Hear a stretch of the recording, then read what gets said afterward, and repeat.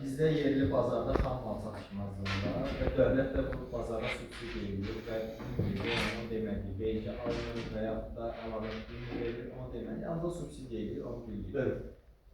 Və siz də dediniz ki, biz xaricdən alırıq xam malı, bunu əvvəl Rusiyadan alırdıq, ancaq indiki müharibənin nəticəsində Braziliyadan alırıq, uzaq məsafədən gəlir, daşıma xərcimiz artır, həmçinin bu gömrük xərcləri var, saxlaması var.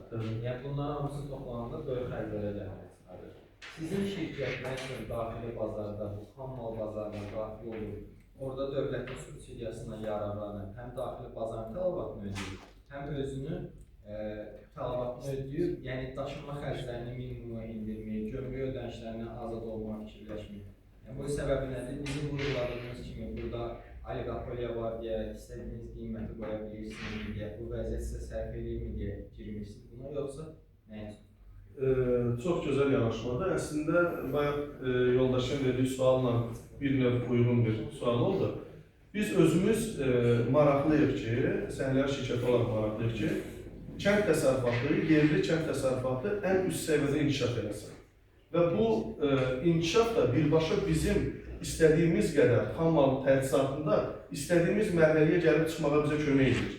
Biz özümüz də maraqlıyıq ki, fermerlərin fəaliyyəti belə deyim, daha çox alsın, yerli mal-qara belə deyim, təsərrüfatı daha inkişaf eləsin və bu da sonuçta bizə həmin o xam malın istədiyimiz vaxtda, istədiyimiz müddətdə bizə gəlib çatma, istədiyimiz qiymətə bizə gəlib çatması üçün çox münbit bir şəraitdir.